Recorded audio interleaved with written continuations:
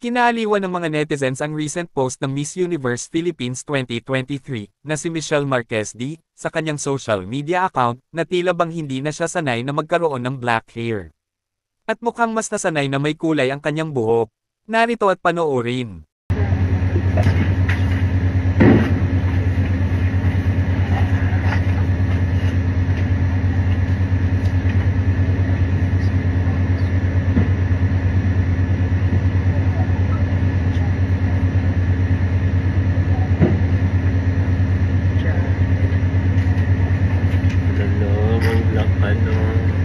Hindi na ako sanay sa Baba mo.